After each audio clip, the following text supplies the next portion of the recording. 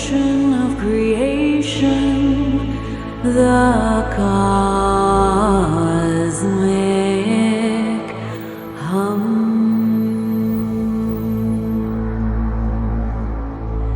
The eternal cyclic rhythm of earth, moon, and sun.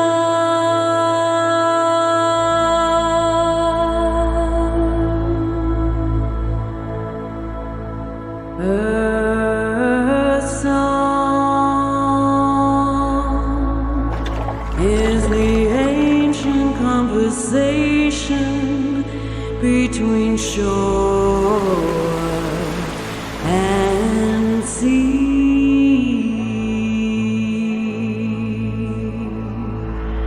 The love ballad between flower and bee. Earth song is the melody of mountains that rise and fall. Hello, beautiful women, and welcome back to another interview in Embody the Empress. I'm trying to keep the giggles out of my voice because Kim and I have already been on a roll. We're ready for this conversation in the most beautiful way. For those of you that haven't met my very, very treasured friend, Kim Morrison, before, Kim is a 5 times best-selling author. She is the founder of 28, a beautiful aromatherapy company, and she is all things self-love. She has built the most extraordinary business supporting women to reconnect to the beauty of who they are. So Kim, welcome, my darling friend. Thank you so much for being with us. Such an honor and a privilege. And I just want to acknowledge you for all the incredible work you do and creating this beautiful vessel for us all to share. Thank you. Okay, so we're going to unpack your story, how you came to be the extraordinary woman that you are today and have done all the things that you do. So I want to take us back in time and to think about sweet little Kim, from 14 to, leaving school, whenever that was, 16, 17, 18. And those first precious years when we're standing on wobbly feet, pretending to be grown up, feeling very grown up. Where were you in the world at that time, and what were your first forays into the world of, well, self-love, work, all the things? It's interesting you say 14, but for me, it was probably from the age of 9 when my beautiful mother and father separated. Such a relief. They did not have a happy, healthy relationship. Yeah. And mum took the courage to leave. We're in the middle of the night, and I remember putting all our clothes into a clothes basket, and we left in the middle of the night. And my brother and sister, younger than I, that kind of was the beginning. And of course, it wasn't really done in the 70s. Mum was frowned upon, and because she was so young, until now that we reflect on it, we realize that she was a bit of a threat because she was a really beautiful young woman. So she was 26 when we left Dad, and she was hot, she was beautiful, and as I said, she was seen as a threat. But to be a woman on her own, raising 3 children with her mother had just passed away, she had no relationship with her father, and she had lived a life of abuse. And so her whole thing, her animalistic, protective lioness, Empress energy was about providing and protecting, nourishing and nurturing us 3. And to do that meant she had to work 3 jobs. So from the age of 9, I kind of became her right-hand person, where I would babysit, cook, clean, feed, look after the house from that age. And, some would say you lost your childhood. I've never looked at it that way. I kind of felt like I was fast-tracked into being a young, responsible.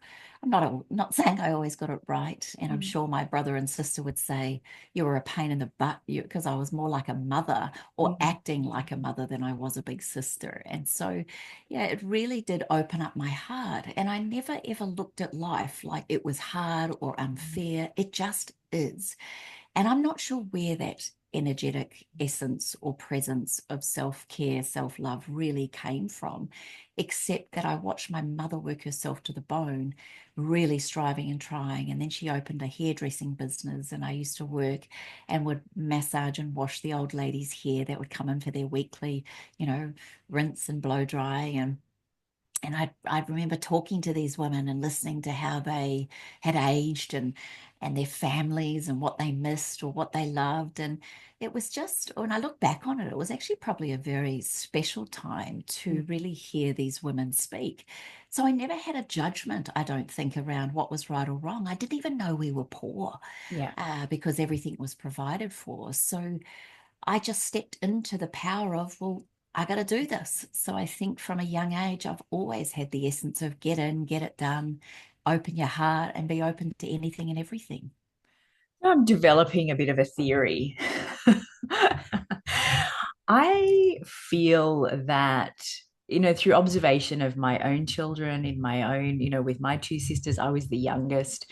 With my girlfriend's children, I feel like eldest children are often old souls. There's a reason that these souls come first in the lineup.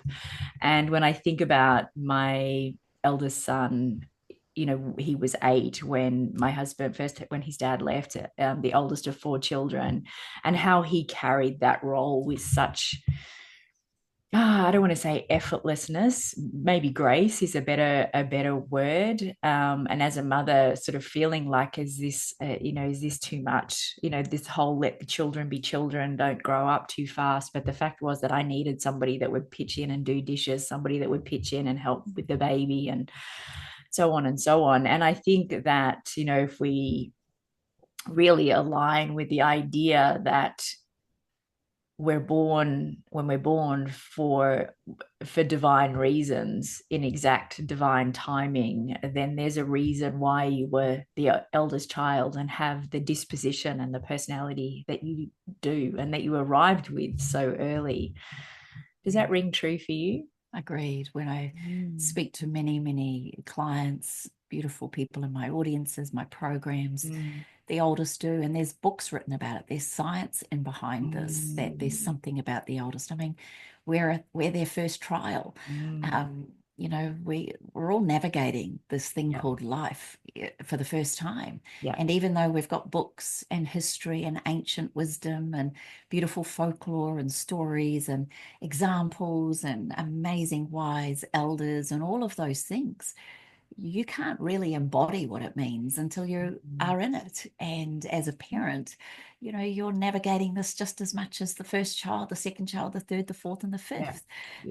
I did read once, which I thought was quite funny, that you'll treat your eldest like crystal, your second born like glass, your third plastic, and your fourth recycling. And I just cracked up at that because it just kind of allows you to surrender in. Oh my goodness, yes. As somebody with 4 children, that rings. I just cracked up when I heard it. Oh, it's gorgeous. Yes, poor Oliver. I was just like, I couldn't even hang the eldest. I couldn't even hang the washing on the line when he was asleep. So I was so scared he'd wake up. It's just like, oh my gosh, how do I do all this? And then by the 4th, it's like, where did I leave that child? Right? It's so cute. And I think sometimes we put a lot of pressure on ourselves to get it right or to do it perfectly or to feel like we're hard done by or it's not fair. And I think really in this day and age and potentially what this beautiful program that you're offering is all about is just navigating it, embodying it and honoring it for what it is, not for what it isn't. Yeah. Yes. So from that point in your life, you developed all of these skills. You developed a sense of responsibility early, far earlier than I did. And so from there, what was your journey? What did you imagine you would be doing, or what did you do? I knew I would always have an amazing life and I knew I'd make it better than what my mother had endured. And that wasn't in a negative sense. I just didn't want to live the life she had. So even from the age of, it was about 13, 14, I wrote in my journal, my diary, the list of the man that I wanted to marry. I did not want a replica of my dad. With respect, and sadly he passed away a year ago. Our relationship got more healthier and better as we got older, but he was a young 21-year-old man who had no idea and admitted that he didn't even want children. And we felt that. Yeah. So as he aged, and I was so scared of him. He used to crack the whip. We used to get hidings. I was scared of my dad, and I didn't want a relationship like that. And I did not want a father or a partner that would be a father that embodied that. Yeah. And so I wrote a list at the age of 13, 14, exactly what I wanted. And I never, ever questioned the ability. Now, throw in the fact that up until the age of 9, I'd also been sexually abused by 3 different men. You would imagine that I would have a fear of them, or a judgment of them, or all men are bastards, or whatever some people's, perception of what that could look like. But I also knew that that was wrong. Even at the age of 9, I didn't understand it, but I knew it wasn't right. Yeah. And when it did come out, particularly with one of them, and my mother found out, I mean, she was distraught, because he was a butcher, and he had, threatened to cut my hand off with one of those big knives if I ever told anybody. And so when my mum did find out, because of him starting to try and do things with my sister, and she was so young and brash and bold, and mum just thought, if he's done something like this to her, what's he done to Kim? And so we ended up taking him to court and went through that whole process again at the age of 9. Wow. And he went to prison for it, even though the police didn't believe me at first, and mum went through hell again. And then when he did go to prison, everyone in the community couldn't believe that this beautiful man Oh. would make this up about. So he was this amazing model citizen in society, but he was a freaking predator. So I think the fact that mum went through that process and endured all of that as well also made me realize it wasn't my fault, and it wasn't all men. And it wasn't, I don't know how I processed that, but I was not under the illusion that all men were bastards or assholes, and that I would find a decent man. In my first relationship at the age of 14, we were together for 5 years. And his mum loved me because I loved school and I wanted to achieve and do well. He had to repeat a year because he wasn't doing so well. So, of course, she loved me being in his world. Yeah. He was very fit and into, martial arts, and just a beautiful human. And, for 5 years, we had an amazing relationship. So I had this philosophy of, well, I was a great netballer. I loved school. I gave of myself. I loved to be a good role model. I don't know. My sister called me the little goody two shoes, or straighty 180. And potentially, again, because I was the oldest, I was kind of leading the way. Yeah. And so I think, maybe at a very young age, I visualized, I processed, I internally recognized limiting beliefs. I looked at how the brain thought, and how it, or not the brain, but how I thought impacted how I behaved, particularly as a top netballer in sport. Sport became the metaphor for that. Teammanship, workmanship, leadership, and having fun. And I had lots of beautiful communities of people and women around me. And a lot of my friends, believe it or not, back at that time when I did leave school, I was asked to be not just house captain, but school captain. But I didn't want to do the year 12 equivalent. I'd had enough of school by that point, and I just wanted to get out into the world. Another huge crossroads, which is quite interesting, is my mother and I had a massive fallout at the age I was 16. I stood up to her. Yeah. And looking back, I realized she'd never been a 16-year-old girl, teenage girl. She was a 16-year-old mother. So she didn't know what it was like to be a 16, 17-year-old girl. Yeah. And I had no understanding of being a 16, 17-year-old mother. So the clash that we had was really me, potentially, when I look at it from an evolutionary point of view, was the typical breaking of the umbilical cord, Yeah. and realizing mum couldn't count on me to be her right-hand person anymore. And I didn't want to be that person anymore. I wanted to be my right-hand person. And so I left home and she changed the locks on the house and it was devastating. Oh, But, 9 months later, I couldn't stand not speaking to my mother. And so I succumbed and broke the ice and did move back home for a little while. But it was during that time that I realized the strength of resilience and tenacity and the power I possessed, those leadership qualities that I'd endured from the age of 9, actually put me into really good stead. yeah. And I just thought, I'm going to go. My mum worked in a lawyer's office, so I always thought I could be a lawyer. And it's funny, I had a strategy from a very young age, no matter what anyone said. It's only in hindsight I've looked back on it, but I always said I'd be good at that. No matter what anyone said, I knew I'd be good at it. Yeah. And so when, she was working in a law firm, I thought I'd be really good at this. I could do this. So I went to law school for the first 6 months, and it was in the days where we didn't have to pay massive university fees. 6 months in, I'm sitting there listening to a lecture on law and business and thought, if this was my last day on the planet, is this how I'd want to live it? I really remember sitting there thinking, this is the most boring topic I've ever listened to in my life. And with that, without a word of a lie, looked down at the New Zealand Herald and there was an ad to work and travel. And at the same time, I sat there and I looked at it and we didn't have emails or anything. I faxed an application form and I got the job. So I left law and went into working in travel, which was everything I wanted. I wanted to see the world and worked in travel for a number of years. But even that wasn't enough for me. It was like, I always had such a passion for health and wellness and particularly fitness with netball. And so my real vision was like, well, how can I be the strongest, fittest version of myself? And that's where I got into really loving and falling in love with what food, nutrition, movement, mindset.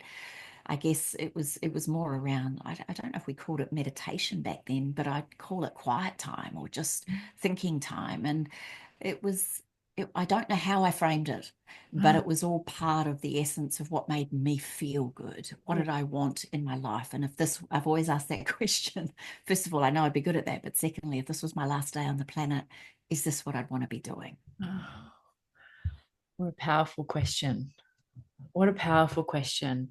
In hearing your story, and obviously there's a lot of stories that are coming out through this series. I just find it fascinating how incredibly differently we all come at life. The tool bag, I talk about the tool bag that we are given from 14 to 21, because I think in 7-year cycles in our lives, and the self-belief that I can hear in your story, the personal responsibility, the compassion, the connection to desire and what you want, but all it feels very much from an internal place rather than from an external,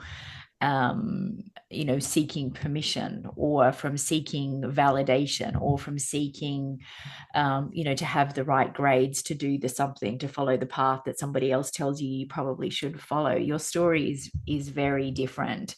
And your connection to your intuitive knowing from such a young age is, it makes me think about, as human design, how we have these different tools that are our effortless things, the effortless things that we hear in somebody else's story and we think, oh my gosh, I wish I was more like that.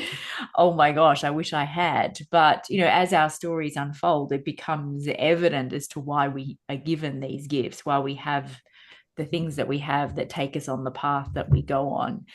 And so I'm just bringing that forward for the listener. As you're listening to this, I encourage you to listen through the lens of, was that my lane? Was that my story? Is that my experience? Or is my experience very different? And what was it that I then did with that? Because I think when we can look at the beauty in the uniqueness of our stories and the uniqueness of how we each learn, I like to share, that school for me was completely bewildering. Academia, like everything about school to me was just hard and made no sense, and I was rubbish at it. So I left school believing I was stupid.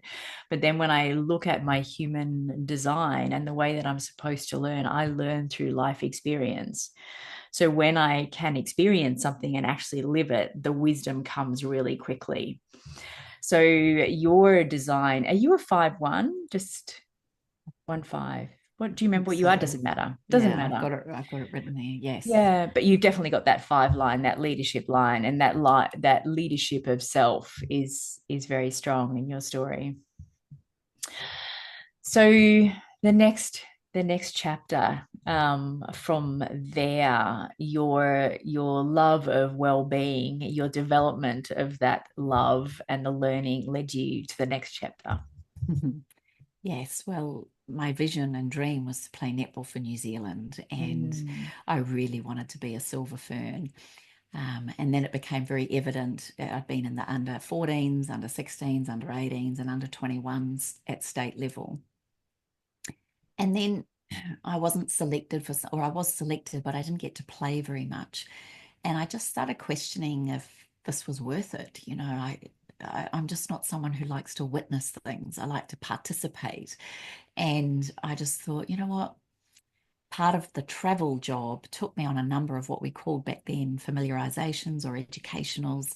And I went to Thailand, I went to Australia and Fiji and a number of Pacifica places. And it sort of opened up my mind into this isn't everything. And mum did always say, please make sure you travel and see the world before you settle down and have children. She never had that opportunity. And so it was just natural for me to want to do that. Yeah. When I realized my relationship with the guy from school was over, I was at a bit of a crossroads. And again, there's no accidents, but I was working in this travel agency in Auckland on the main street in Main Street of Auckland, Queen Street. And I remember sitting there with my girlfriend, and there was a competition that came up that if you sold X amount of dollars and this value with British Airways back then, you'd win a trip to Perth. And I'd never been to Perth, and her sister lived in Perth. And so I just connected with this beautiful woman, Lizzie, and we just worked our butts off and sold enough and we did. We won the first class tickets to Perth on British Airways. And it was also at the time that I was splitting up with this guy. And so I was a little bit not just a little bit, I was massively heartbroken. Yeah. And we get on the plane and she says to me, oh my gosh, I've got this mate and I met him at a party and he's gorgeous. He's a great snogger. I think you'll really like him. He's more like a brother to me, but I think you'll like him. He's playing cricket for New Zealand. We should go to the cricket. And I thought, oh my gosh, cricket schmicket. So anyway, we go along to the Wacker in Perth, two blondes, and we're standing outside the New Zealand cricket dressing room. And out walks Danny. And at first I thought, well, hello Christmas. But then he hugged me and I remember his smell so distinctly. There was just something about him which perhaps potentially sparked my real interest in the power of smell. And I just knew in that moment I wanted his babies. Now, Lizzie thought I was nuts. And, you know, these were the days where we're traveling home and we had a bottle of Baileys and we're sitting there drinking Baileys and and we're in the cockpit talking to the pilots drinking Baileys. Like, this is just, you can't even imagine it these days. But we are coming home and she said to me, Kim, no, you're too young. You're 19, he's 21. Like, come to Europe with me. So I got home, but I got itchy feet. And then out of the blue, that was October 87. Out of the blue, at the end of October 87, Danny sends me he rings. That's right, it wasn't a fax. He rings where I was working and just said, hey, look, all the other wives and girlfriends are coming to Melbourne for the Christmas for New Zealand cricket team is touring Australia. The fact that he put me into wives and girlfriends category, I quit everything, sold my car, quit my job, and I bought a one-way ticket to Melbourne. Love it. Boxing Day 1987. And I arrived at the Hilton, the hotel. He came back after day one. And for 3 weeks, I traveled with him and the New Zealand cricket team around Australia. Like I'm touring with all these famous people. It was a whole different world to me. So I'd gone from poverty and probably not having a lot, but not really understanding it, to then every trip I ever did, because I worked in travel, was business class or first class. I'd never flown economy, so I didn't even know what that was like, to now traveling with the New Zealand cricket team, staying in beautiful hotels. So to the age of 20 or 19, 20, I just realized there was another way of living. Yeah. And so, but then of course, all fairy tales kind of have a place or an ending. And Danny got called back to New Zealand, of course, and I didn't want to go back. And I knew he wasn't ready for me. And with an absolute heavy heart, I had to let him go. And my mother always said, if you love something, set it free. If it comes back, it's yours. If it doesn't, it never was. And I had to really believe that I was worthy and I was the one. It took him another 4 years to work that one out. But in that time, I started working in a gymnasium, starting to work out what I wanted to do. And again, there's no accidents. Right next to the gym I was working in, I was playing netball socially. There was a natural therapies college, advertising an aromatherapy diploma. And I had $180 in my bank account, and the course was $160, and I paid for it. And I just kept thinking, I'll work it out. And I'm probably one of those people that'll jump off the cliff and find my wings on the way down rather than waiting for it to be perfect before I do something. And I just trust if it's not meant to be, it'll take me somewhere else. But I'd rather do something than wait for something to happen. Yeah.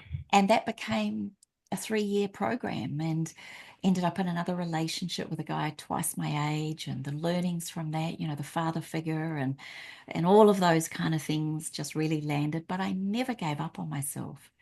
Ironically, I did break out after having my very first facial in a terrible, terrible rash, to the point where I didn't want to be seen. And thankfully, we didn't have social media back then, but I had a rash covering my whole face, my forehead, and it would not go away. And potentially that's why I got into running, because no one could see me when I was out running. And then I was assigned to Cliff Young as part of my diploma, to get my sports therapy diploma.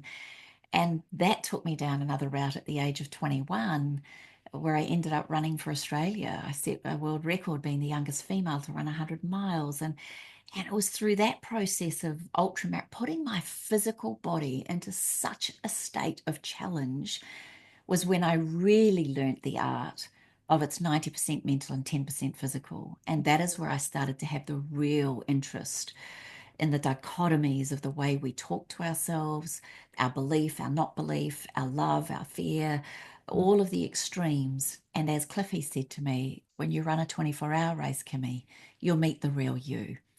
And that's what led me down into the pathway of not only using my oils for smell, which is so closely linked to our emotions, but also psychology, mindset. How do we think? And I spent 4 hours off the track in that 24-hour race, whinging, wanting to quit, hating life, not wanting to do anything, until the doctor said I had to come out of the race. And then a voice popped up going, "You can't tell me what to do." And I did everything I could to stay in the race after that moment, to realizing that the mind will quit 100 times more before the body.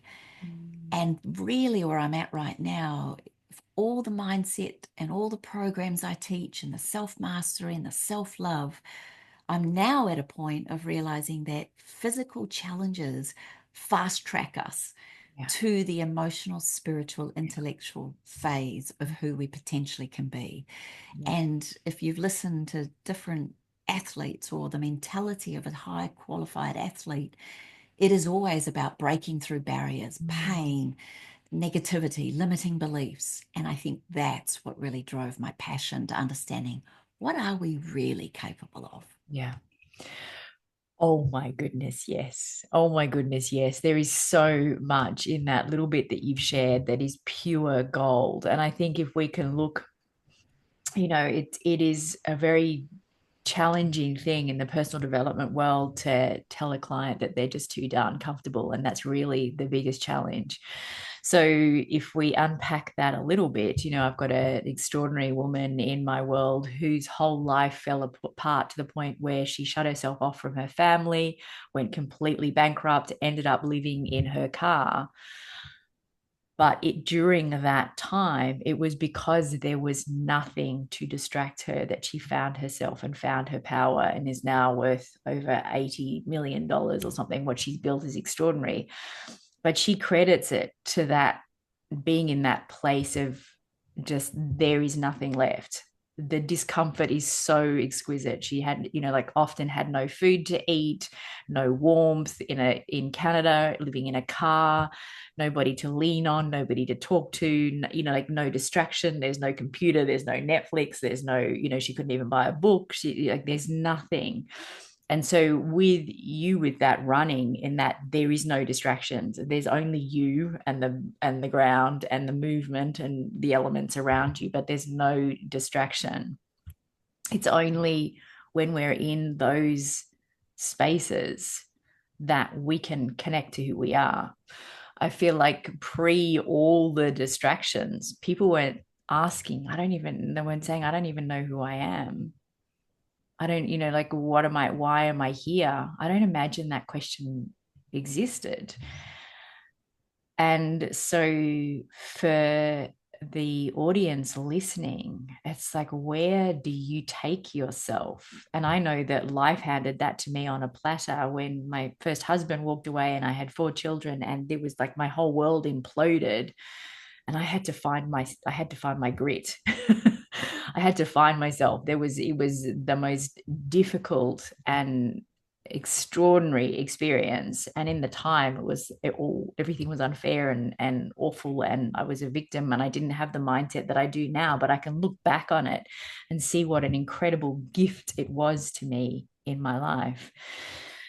So it's in the comfort that we've been striving for, in the plush bed, the plush couch, the big screen, way too much to eat, on tap all the time, all this stuff that's on tap, that we've created is a bedrock for ourselves. Is that the wrong word? It's, we've created this environment where we're not catapulted into the potential of who we're here to be.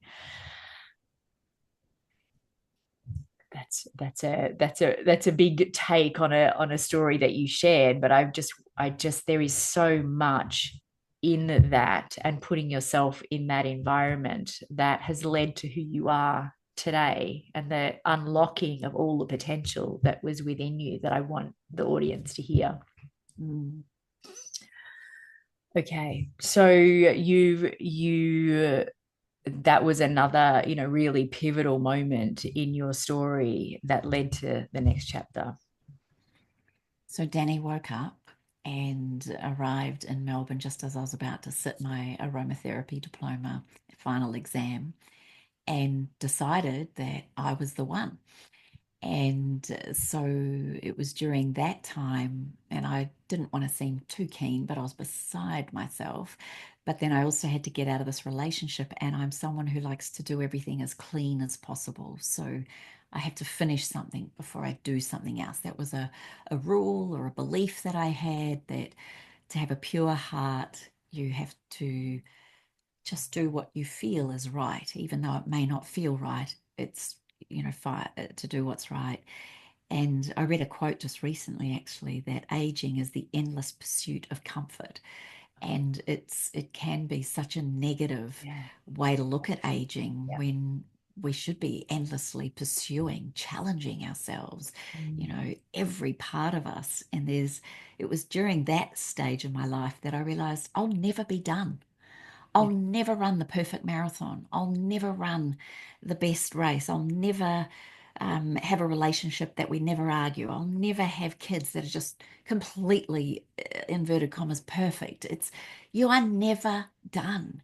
Yeah. And the minute I understood that concept was like, okay, well, if I'm never done, I might as well keep striving. And so I guess the fault of that is sometimes I forget to celebrate along the way, because the minute I finish something, I'm ready for something else. But Danny and I did come back to New Zealand, and that was February 91, and we got engaged that Christmas. And then we had this celebrity kind of wedding in April 93. And then I was a part of his career. and just wanted to serve. And because I knew his body was our vessel, our vehicle for income, and he was a great saver. And so I knew if I looked after that body and learned everything I could about athletic performance and rehabilitation, recovery, and so I would go on to and take my massage table and use the oils. And I also studied homeobotanical therapy, so I'd use my herbs and my essences. And it was just, there was so much. And he was like my guinea pig in a way. And I would biohack the whole way. And I was working in a beautiful physiotherapy clinic. So I was working with top athletes. He was the physio for the All Blacks and the Silver Ferns. So I kind of was getting my dose of international and high elite athletes everywhere I looked. But I was also really learning and growing for myself. And then Danny, sadly, he was dropped shockingly from the New Zealand cricket team. And we found out about it on the radio driving home. And that was a real big moment for him because it was so, you realize that a lot of these, high elite athletes, the minute their use by date is done, they're kind of chucked onto the junk heap of life and kind of left to their own devices. I know it's a little bit better now, but back in 1997, that wasn't a thing. It was, you were left, and Yeah. there was no money, there was no ongoing payments, or there was nothing. And so he had to create a whole new life and an identity. And luckily for him, he's a bit flamboyant and out there, and he got into radio and television, and he was doing sales with Rebel Sport. And it was at that time I said to him, why don't we start a family? I couldn't wait. And we did. And we had our beautiful two children very close together. But I think what happened next was quite shocking in the sense that in 2005, Danny's sister tragically took her life and left three children, and the family, all of us were just in complete disarray. None of us saw it coming. And it was such a tragic thing. All my perceptions and beliefs around suicide were just completely blown up because it wasn't a selfish act anymore. It was a what the hell and how come? And my judgments around it completely changed having lived through it. Unbeknown to me, watching my husband, now I'm still studying, gone back and done more NLP, and I'm looking at hypnotherapy and cognitive behavioral therapy and still, counseling, did my diploma in counseling. I'm diving into this whole world of how people think and feel. Unbeknown to me, my husband was unraveling after his sister sadly died. And then we lost our house in a property deal that went wrong. So for him, his whole identity of providing and protecting was on very shaky ground. I thought we'd be fine. We can always make money. We can always do things. I've always had a philosophy. We'd be good at that. We can do whatever we want. But that's not how he operated and his perspective and lens on the world. And so in this moment of despair, I could see him in a world of pain. And I just said, shall we move to Australia?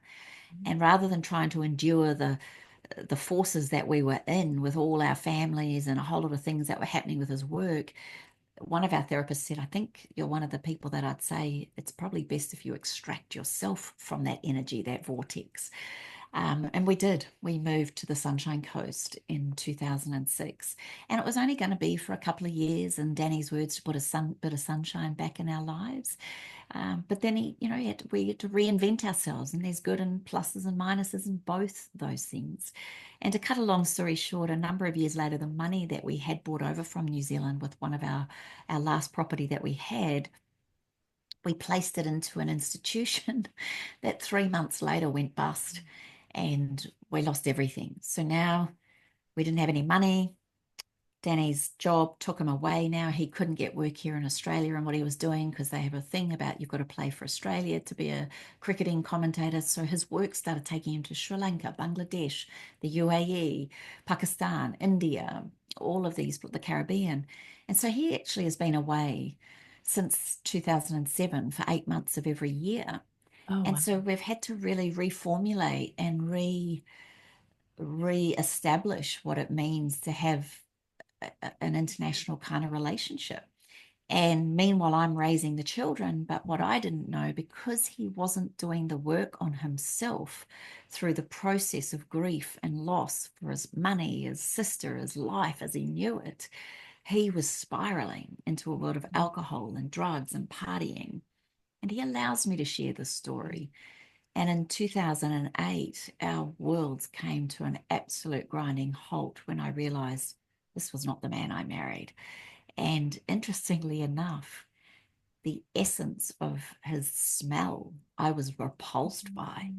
And when he was emitting so much stress hormones, and because I'm so highly sensitive to smell, I wasn't even attracted. I was finding it very hard to even have empathy. But because I thought it was all about his sister and the money, I kind of did have compassion until it all erupted, the world, this double life he'd been leading. And our worlds imploded. And it was sitting with our beautiful therapist, Jacqueline, who was French and in her late 80s, who said to us, "Oh, darlings, this is no good." And she looked at Danny and she looked at me and she said, "Look, darlings, your marriage will never be the same. But if you work on yourself and you work on yourself, your marriage could be better than it ever was." And I never forgot that. And then the next thing she said is what took me into the seasons of life was when she said, "Darlings, I'm going to ask you not to make any big decision on your marriage for 4 seasons. Give it 4 seasons before you make a decision." And I remember thinking, why not a year? Why not 52 weeks? Why not 12 months? And she said, "Oh, darling, we're also different in different seasons. Some of us are better in winter. We have better energy in summer. Some of us have better energy in spring, and some of us have better energy in autumn. And when you're in a relationship, often those energies are not matched. And that's why we're so attracted to each other, because we balance each other through the seasons of life." Oh, I get goosebumps thinking about it. And it was in that moment, because I'd launched my business, my aromatherapy business, and I could just see these new blends evolving in my head, which is what I worked with throughout those 4 seasons. And that's when I really got to understand the vibrational frequency, the energetic, the transcendence, the quantum physical realm, the epiphanies of pain. If we look at that, I love this acronym, pain, whether it's physical, mental, or emotional, is to pay attention, integrate now. Pain is so in your face, whether it's physical or emotional. You have to pay attention and integrate now. Like, what are you going to do in this moment of pain? If you've sprained your ankle, most of us would say rice, rest, elevate, ice, compression, and elevate. When it's emotional pain, there's no rice, there's no rest, ice, compression, elevate. It's like, who the hell am I? What the heck is this about? I thought this was what my life was, and now it's been shattered into 1,000 pieces, and I don't even know how to put it all back together. And that is when I saw that beautiful, I think it's I've just gone blank with the Japanese word of ikanagi or something like that, where the it's mend with gold. they put the broken Yeah. pieces back together with gold, and it's even more beautiful. Yeah. And so it was in that process that I went, I got to find some gold here. And that's potentially how I went through the next phase, was trying to find gold. Yeah. Trying. Yeah. Looking for the gold. Looking for the Mm. gold. It's I'm busy making notes because I know you say things, I want to grab it and it's run away. But I want to, I want to really dive into this seasons. But what I want to just mention, so that our beautiful listeners grab hold of this point, is one of my favorite sayings is notice what you notice. Because this divine French therapist had likely said, I want you to wait for 4 seasons before you do make any decision. The vast majority of people would likely hear that as, okay, so it's 1 year. That it doesn't resonate unless it's supposed to resonate. You heard that because there was something you were supposed to do with it beyond just the spending the 4 seasons. That this was something that has, I think about a seed that gets planted in fertile soil in our minds as the Empress, and then we either nourish it and nurture it or leave it and it can stay dormant, but eventually it will just keep trying to get our attention, which I see that now for you.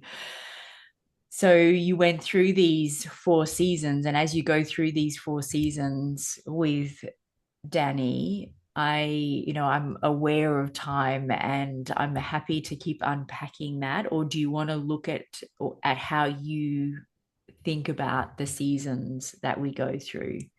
Well, I think I'm going to say first up, it wasn't easy. Mm. It was heartbreaking and devastating, and Mm. I've handled everything in my life. That was probably, I would say, the worst moment of my life, because what I thought was my foundation was now broken. Yeah. And I remember standing there and looking at Danny, and well, I think what held us together was his willingness to work on himself. And it's some would say, well, how could you trust him? Or how would you want to be with him? Or why would you do that? Well, first of all, we had 2 children. And secondly, I had just lost my grandmother as well, who was quite a pivotal mentor for me. And thirdly, we had no one else around us. There was no one we could ask for money or help or support. In many ways, I look at it and go, was that the universal way of saying, well, you've got nothing outside that can help you, so you two are going to have to find a way. And if someone had given me money or had said, here's a house, I potentially would have left, or he would have left. Or at times it got so hard with our challenging one another over everything that it was tough. Mm. And I look back now and think sometimes the darkest times actually are there. They are your rock bottom. They're there to be the platform to put both feet on, to push yourself up. Mhm. And of course, my love of oils. I just launched my business, just lost my grandmother. I'm out there speaking health and wellness. And whilst I believe in being integral, I also know that no one really cares what you're going through. Mhm. No one really, really, they just want to see you happy and healthy. Ultimately, everyone's on their own journey, everyone's doing their own thing, and we just want selfishly everyone to just be okay, because pain is freaking painful. Yeah. And it's easier to move towards pleasure than it is to, and away from pain than it is to embrace, embody, and integrate pain. Mm. And as Jacqueline said, again, something I've never forgotten, you have to feel it to heal it. And most of us don't want to feel it, and me included. Yeah. And so it was through that time of having people come to my talks and buy my products, and my children looking to me, that my beautiful Jacqueline said to me, because I kept saying, I feel like I'm a fraud. I feel like I'm Mm. a bad mother. I'm a bad teacher. I'm a bad speaker. And she said, darling, it's none of that. If you really want, you're not there to fix or heal or help anybody, but you can show them how to get through tough times with grace. And that landed for me. I thought, oh, I can actually navigate through this. There is such a thing as grace, and I can learn and unpack and resolve and embody. And look, I don't ever want to go there again. I'd hate to be in that place again, but it's not a case of if, it's when.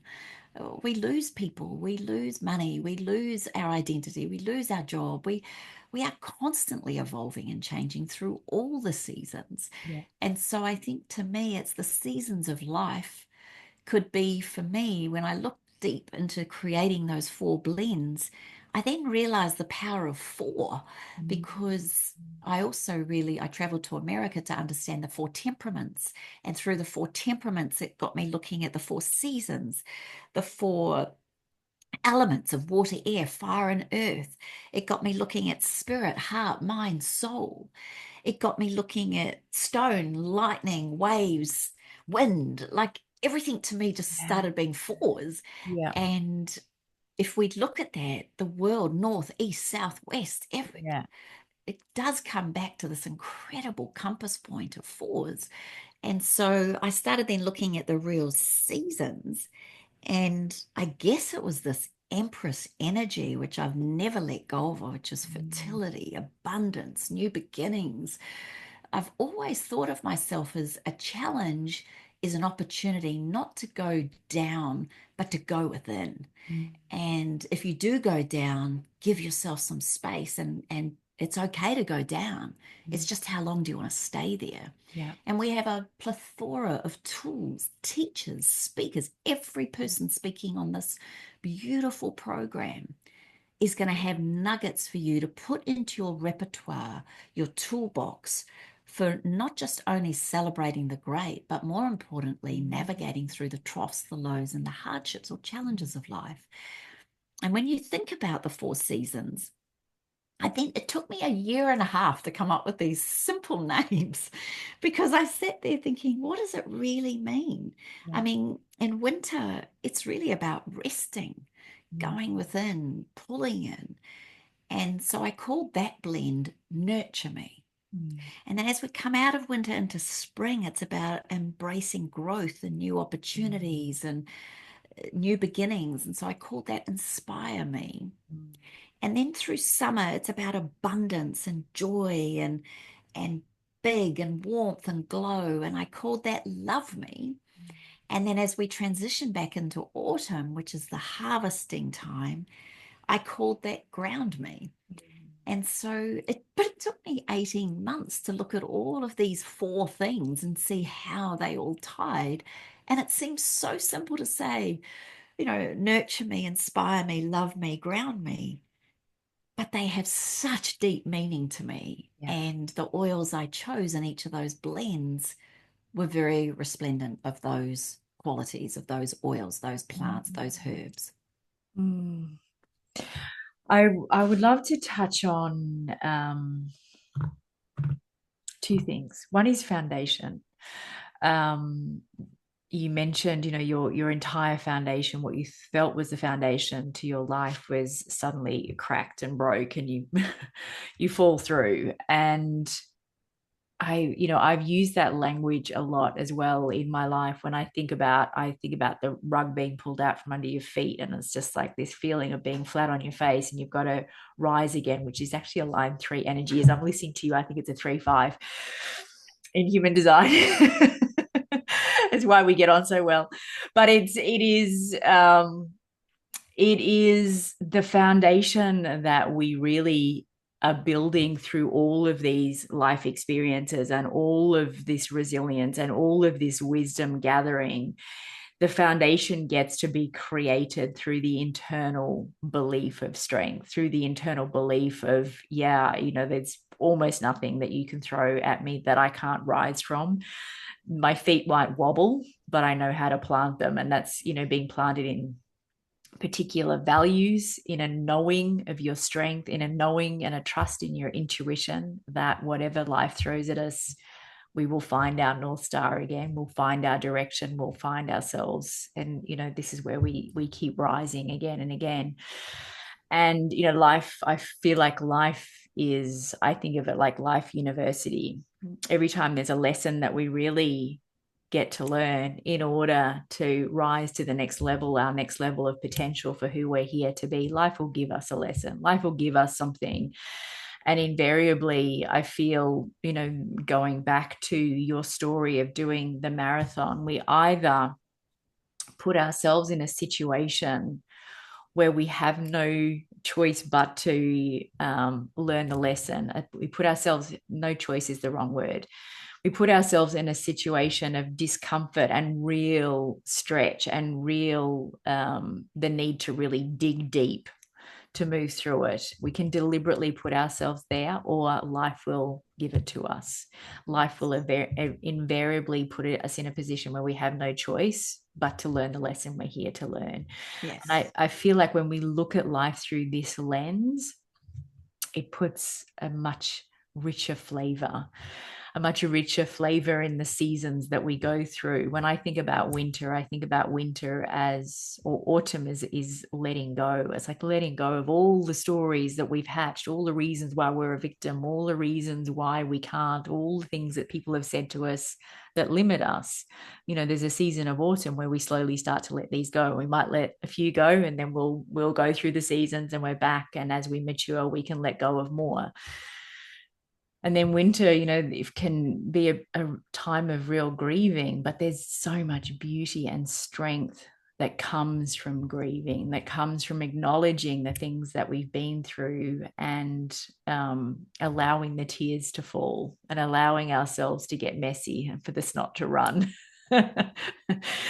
And then from there we can emerge into spring. From there, I think of it like it's the pushing through of the little the little green shoot through concrete, through hard earth. It's, there is a pushing through and a regrowth. And then in summer, we get to celebrate and be in celebration of what we've accomplished. But, like these cycles continue. And to imagine that we're going to get to summer and stay there is the bit where we just keep kidding ourselves, perhaps. So true. So true. um, I think too, if we can really understand that life is full of yes. energetic ups and downs, it's just, if it wasn't those 4 seasons, life would be pretty flatlined. Yes. And so my thing is, it's never that life isn't going to always be great. Yeah. There's going to be moments of challenge or heartache or shatteringness. That's a new word. And then that shatteringnessicity of life, I think that's the part, those of us that choose to do the work, Yeah.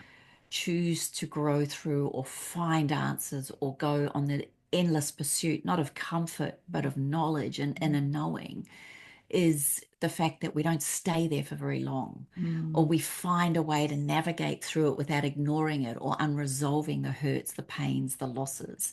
Because if we suppress it, it'll eventually get expressed as a health condition, a mental, emotional breakdown, an argument, a fallout. Like you, I guess the gift in all of this is sometimes we do feel buried in the autumn of life, and we do feel very buried into the harvest or into the groundingness of it, and the winter of it being in the darkness. And then, like you say, but it's through that with warmth and sunshine and rain and wind and animals and fertility and like all of those things. It's not just one thing that'll get you out of this. It's a combination. If you look at Mother Nature, Father Sky, there's just such a beautiful symbiotic relationship with the highs and lows of life. And it's through that we emerge and then flourish, but not only flourish, we create fruits.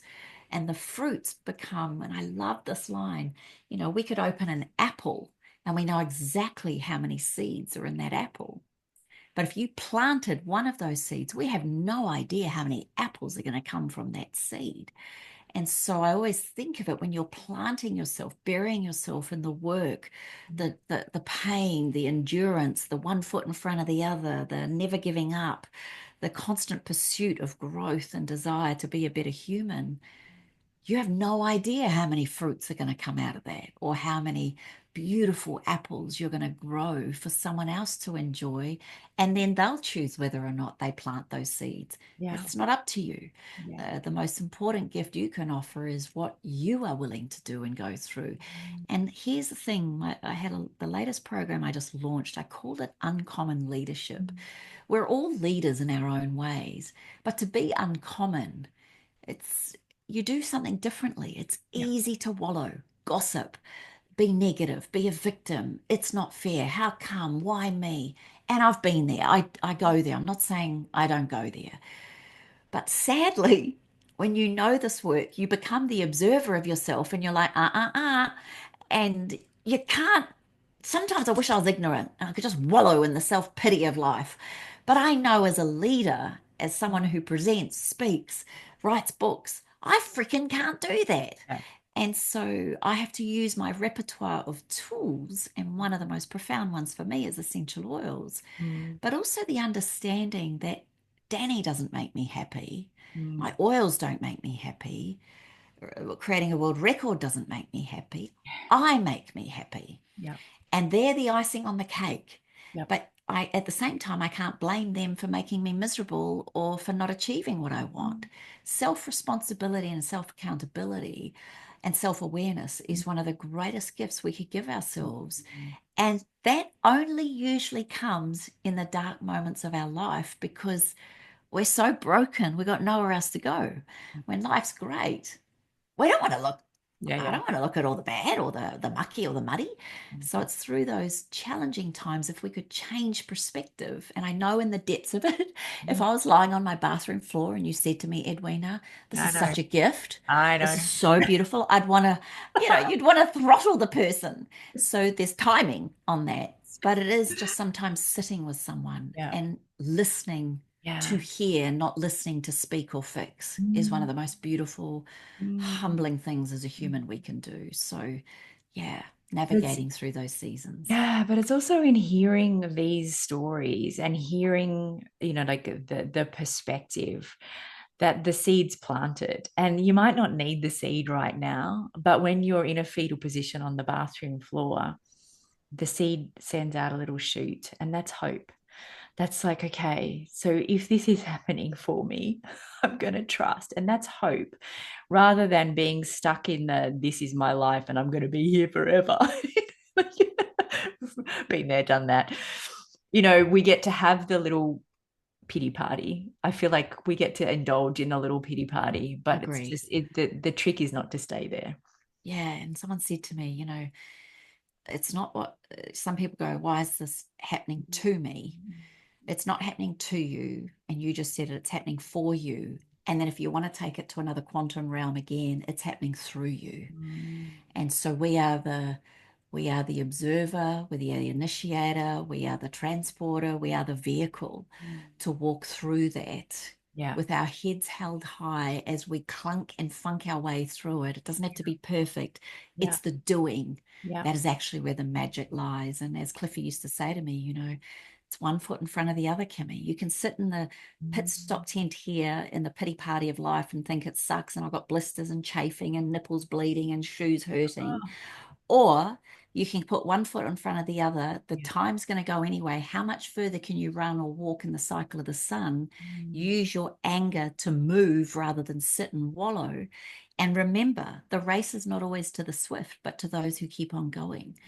So it's never about doing it the best, the fastest, the hardest, but it's the ones we admire, the ones that keep showing up, keep being there, keep being accountable, keep getting coached, keep wanting to be a part of programs of learning and opportunity and knowing we're never done. Yeah. If you really want to evolve to the place of enlightenment or break through the 0 point field of potentiality and possibility and into the quantum realm of life, then we have to transcend through those levels through the ability of pushing ourselves sometimes and just knowing. I read somewhere that actually when you think you're done, you're actually only 40% of the way there. There's still another 60% of potential. Now, when you think like that, it's like when you go, I can't do it anymore. If you ever find yourself saying that, go, well, now you've hit the 40. What's the other 60 going to bring you? And the best thing is to get back out there, one foot in front of the other, breathe, breath by breath, moment by moment, day by day, just one foot in front of the other, because nothing stays the same. I just want to bottle you, Kim. When you Ditto. when you talk about your, the saying that stuck with you that has served you so well, if this was the last day of my life, is this what I would want to be doing? My thing that runs through, because I'm such a visual person, what runs through my mind is, if I was the heroine in a movie, would this be interesting to watch? Exactly. I'd want to watch your movie, Kim. Like, I'm so want to watch your movie, all the bits.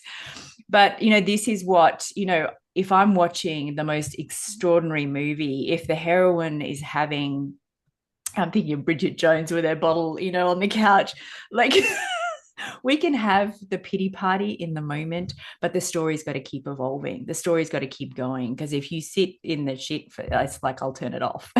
Yeah. It And gets boring. it's no different when you get to the summer. It's no different when you get to the peak of the mountain. You get to have a celebration. You get to have your moment of glory, your time, your chapter, your season. But if you only ever sit there drinking pina coladas on a beach, it's like, well, this is getting boring. Yeah. What's next? Exactly. The constant pursuit of growth rather than comfort. Yes. And we all know that if we do want to, and I imagine every single person watching this is on that growth path, not Yes. comfort. Yes. Because there is no accident they're watching this. There's Yeah. no accident they're seeing all of these beautiful Yeah. speakers. There's no accident there's nuggets from each one of us, Yeah. or potentially some of us, that is going to be the platform in which you Yes. launch yourself. Because the world needs those of us that are in this work. Yeah. You think that maybe there's lots of life coaches or health coaches, or there's lots of therapists, or there's lots of leaders, and there's lots of champions.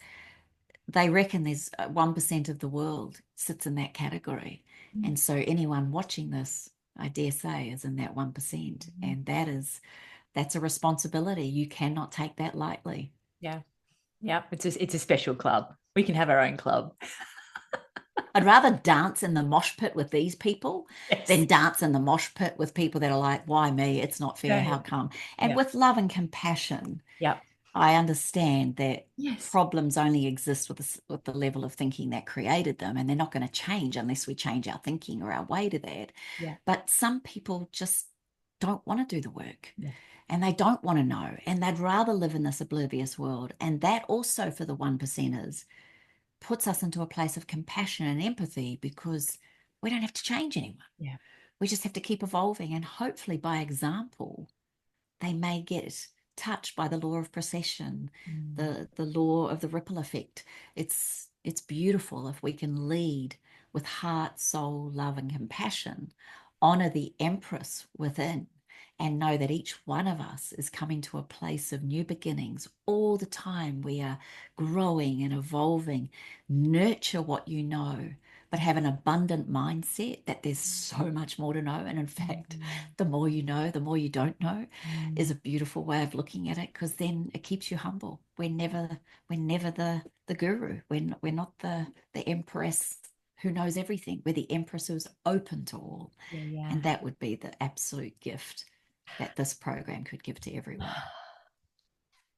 I want to keep talking and talking and talking, but I want to honor your time as well, the most precious thing that we all have. I know you've got that you've got a beautiful experience, your body boost that you're going to run us through. I want to learn more about your gorgeous seasons, oils. Is there a way, can we combine the two in an experience that you're going to give our audience? Is there one particular oil that you use for a body boost in the morning? There's so much. That's Yeah. the hard thing. I want to give you everything. So what I did do is I wrote 2 ebooks, one on the aromatic journey through the seasons, and I talk about the 4 blends and why those oils are such powerful, potent oils to use, or those blends of nurture me, inspire me, love me, ground me. And so I tell the story in there and look at the beautiful energy of the akasha and the light, the Empress, all of those beautiful energies. And so I wrote a little something in there, and there'll be a beautiful discount code for those that do want a copy. And then you are dead right, because I wanted to give something practical as well. There's a book I've also, in a little ebook that I've written about this 2-minute ritual that literally can transform your life. And I have done this ritual since I was 19 years of age, and I'm now nearly 57. And so I've never missed a day. I can promise you, hand on heart, I have never missed a day of this ritual. And I'm gonna interrupt you just for 1 minute. Yeah. I wanna capture this, you talking us through this, so that the women have this as a standalone, beautiful experience. So I'm gonna go off and I'm gonna put it on speaker view, and I'll be back when you're finished, because I know this is so special. Okay.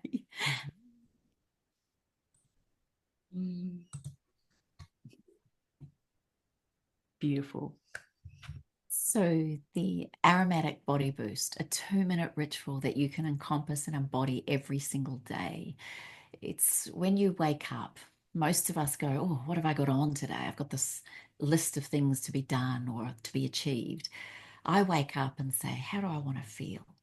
How do I want to feel today? And because we know emotions drive behavior. So one of the things, it's either after the gym or a walk or a swim or a run, whatever your morning exercise is, I come back into my haven, my bathroom, And the old way of doing it is I'd have a carrier oil, a blend, or 3 single oils and some magnesium health spray.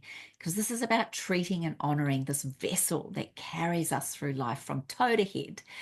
And so then I'd put a teaspoon of the carrier oil, 1 drop of each of the 3 single oils, or 3 drops of the blend, and 3 sprays of the magnesium health spray.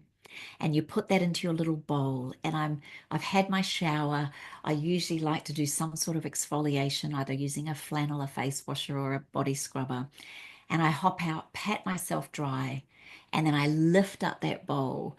What do I want more of in my life? So it could be energy, could be calm, could be sensuality, could be focus, could be clarity, could be calm, could be balance, whatever it is that I've created. I've now got it, and I take a deep breath. And this is done within 30 seconds to 2 minutes. And standing naked in front of the mirror, I then dip, rub, and I put it all over that left leg, all the way up, saying, and I talk to myself, oh, you're such beautiful legs. You've done such a great job. And then I dip and I rub and I look at the other side and I go, oh, that little knee that had surgery a couple of years ago. Look at you. And then I come up, and if you haven't had the inside of your thighs touched lately, now's a very good time to get to know them. And then I dip and I rub, and most people look at their bodies and can look for all the faults. What if we just looked at it for once and went with all the lumps and bumps, the curves and everything, the scars, that we actually embraced it over the tummy into a clockwise direction? If you've had children, looking at those scars of absolute trophy scars, like scars of new birth, new beginning, up over the chest. I was told years ago, if you go up, they get bigger. If you go down, they get smaller. Well, I'm always going up, trying to, but it's honoring the breast, the beautiful, where we hold our emotions, over the heart, dip, and I rub over each arm, give myself a hug, scrape the bowl. Remember, it's only a teaspoon of oil. So I'm looking glowy, not greasy. I don't want to put on some beautiful lingerie and it clings to me. No, this is a real activation. And then I take a beautiful deep breath as I put my hands over my face and I say something beautiful. I am an amazing mum. I'm a beautiful communicator. I'm an incredible businesswoman, like something that honors you. I'm just a gorgeous friend, whatever it is. And it's beautiful to do that on the days that you feel good. But I also know on the challenging days, it's very hard to go, oh, I'm beautiful, I'm amazing, when you're feeling anything but. And it's on those days I'll say a prayer like, God, give me the courage, grace, strength, and dignity to get through this. So I honor myself, I lift myself, I inspire myself, I nourish myself, and I create a day by design. And we had so many, I've taught this for 35 years. We call it the aromatic body boost. And I think what's so beautiful about it is that it gives you something tangible to do rather than just going, slap on a bit of moisturizer on the face, slap some on the legs if they're being shown, and just get out of the bathroom. No, this is my sanctity, my sanctuary. This is, even my kids have watched me body boost for years. My husband, everybody knows that it's like brushing your teeth, brushing your hair, putting on your clothing. It is a must have, non-negotiable, must do every day. And the oils, they not only nourish the skin, and I've had women who have noticed bumps or have noticed a thing that they've had checked out, which has been the precursor for things. So it's actually a beautiful physical check-in. It's an emotional check-in. How do I want to feel? And it's also a beautiful barometer. So what do I want for today? How many times do we ever take a moment in the morning to go, I want this, or I'm about this today? And so I'll also so I've got a beautiful ebook about that and shows you exactly step by step. And for those of you that don't want to have to mix and blend, well, we had a lot of people go, can you just do it for me? And so all of our blends have a body boost with the oils, the drops, and the magnesium already in it. So you can do the slapper method, which is pour a teaspoon into your hand, slap it on, and then go back if you don't want to do the lush method. And that is a beautiful way of looking at it. But I think what's so special about this is it's 30 seconds up to 2 minutes that you give yourself an ability to create that day by design how you want it to be. or it's a tool when we're feeling so fractured and broken that it's the only thing alongside breathing that's going to get us through. Smell is one of the most underrated, fast track linked pathway to the neurochemical loops of new pathways, new beginnings, and also honoring the pain to pay attention and integrate now. And so I think it's just one of the most beautiful things. And if you're not sure what to say beautiful in the morning, I'll also add in the 4 pages of manifesto for living. I wrote 4 pages of beautiful quotes that you could put on your bathroom wall that if you, I don't know, most people are used to, I could probably write 4 pages of negative things, but these are all beautiful things. And you can just look up at that and choose all of them or one of them or a couple of them. So I'll give you the manifesto for living, the aromatic body boost, and also the beautiful ebook, an aromatic journey through the 4 seasons. I would love to give that, and inside will be a beautiful little discount code for anyone who wants to embrace these rituals.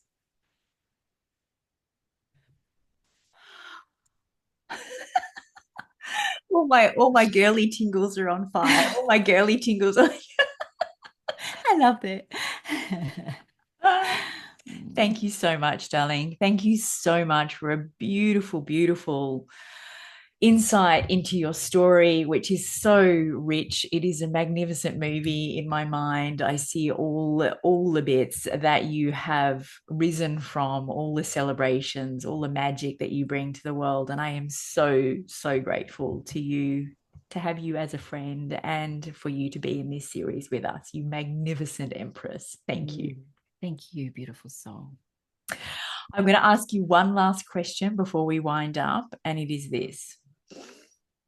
Where are you and what are you doing when you feel that sense of complete inner peace, joy, and harmony with the natural world? Well, I love every day getting down to my beach or going for a walk in nature. And then the naughty part of my brain is saying, well, I guess there's nothing like an orgasm for that either. But it really is that utopic feeling of having Mother Nature put her arms around you with Father Sky embracing it all and realizing that we are a small part in a massive universe, but the massive universe is us. And so to me, nature is probably the most beautiful way of connecting into that.